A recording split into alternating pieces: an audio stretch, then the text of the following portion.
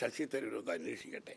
2 minute കൊണ്ട് ഒരു പുതിയ സംരംഭത്തിന് ലൈസൻസ് കിട്ടിയ ഒരു 10 കേസ് അദ്ദേഹം അതിൻ്റെ ഉദാഹരണ സഹിതം പറഞ്ഞാൽ അദ്ദേഹം പറഞ്ഞ അഭിപ്രായത്തെ നമുക്ക് വിലമതിക്കാം. കോൺഗ്രസിന് ഇത്ര ബോധ്യം ഉണ്ടായിട്ട് എന്താണ് അദ്ദേഹം അത് പറയട്ടെ, ഞാൻ പറഞ്ഞുകൊണ്ടിരിക്കുക, ഞാൻ പറഞ്ഞു കഴിഞ്ഞ് ചോദിക്കുക.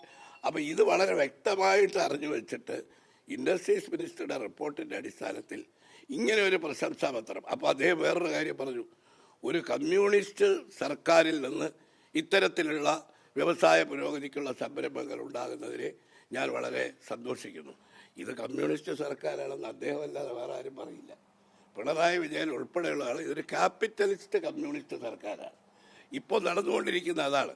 ഞാൻ ചോദിക്കട്ടെ, കേരളത്തിൽ ഈ വ്യവസായ പുരോഗതിക്ക് വേണ്ടി കഴിഞ്ഞ കാലങ്ങളിൽ നടന്നിട്ടുള്ള സംഭവങ്ങൾ, സംരംഭങ്ങൾ, അതിനെയൊക്കെ തുരങ്കം വെച്ചവരാണ് മാർക്സിസ്റ്റ് പാർട്ടി. ആ ചരിത്രം ശശി തരൂരിനെ ഞാൻ ഓർമ്മിപ്പിക്കുകയാണ്. 2001 AK ആന്റണിയുടെ ഗവൺമെൻറ്, അന്ന് ഞാൻ ആ ഗവൺമെൻറ്റിൽ മന്ത്രിയാണ്. അതിനുശേഷം ഉമ്മൻചാണ്ടിയുടെ ഗവൺമെൻറ് ഗ്ലോബൽ ഇൻവെസ്റ്റേഴ്സ് മീറ്റ് നടത്തി. ആ 2 ഗ്ലോബൽ ഇൻവെസ്റ്റേഴ്സ് മീറ്റിനെയും നിശ്ചിതമായി വിമർശിക്കുകയും അന്ന് സ്മാർട്ട് സിറ്റിക്ക് വേണ്ടി പ്രപ്പോസലുമായിട്ട് വന്ന ആളുകൾ ഈ റിയൽ എസ്റ്റേറ്റ് കച്ചവടക്കാരാണെന്ന് പറഞ്ഞ് ആക്ഷേപിക്കുകയും ചെയ്ത ആളുകളാണ്. അതുപോലെ തന്നെ സ്റ്റാർട്ടപ്പുകളെ കുറിച്ച് അദ്ദേഹം പറഞ്ഞിട്ടുണ്ട്.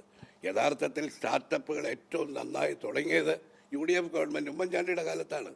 സ്റ്റാർട്ടപ്പ് തുടങ്ങാൻ വന്ന ആളുകളെ സിലിക്കൺ വാലിയിൽ അയച്ച് അവർക്ക് ട്രെയിനിങ് കൊടുത്തു.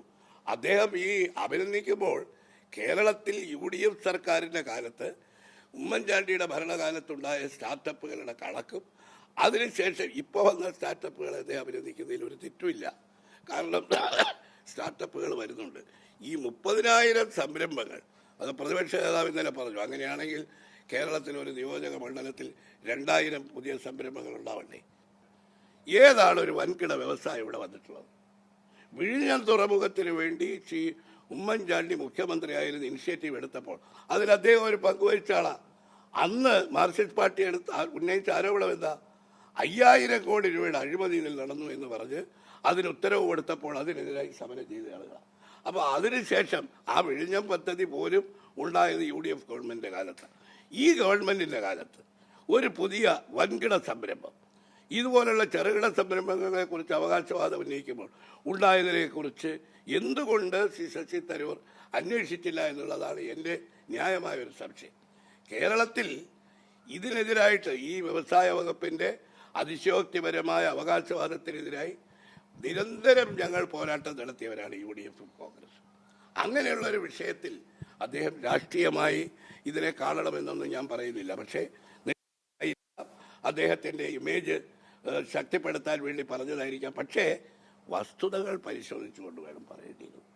ഇത് അതിശയോക്തിപരമായിട്ടുള്ള കണക്കുകളുടെ പേരിൽ അതിനെ പിന്താങ്ങിയത് അങ്ങേയറ്റം സത്യത്തിൽ ഞങ്ങൾക്ക് UDF പ്രവർത്തകർക്കും കോൺഗ്രസ് പ്രവർത്തകർക്കും ഞങ്ങൾ ഇത്രയും കാലം പറഞ്ഞുകൊണ്ടിരുന്നതിനെ ഒരു സുപ്രഭാതത്തിൽ അദ്ദേഹം തള്ളിപ്പറയുന്നത് പോലെയാണ് ഞങ്ങൾക്ക് തോന്നിയത്.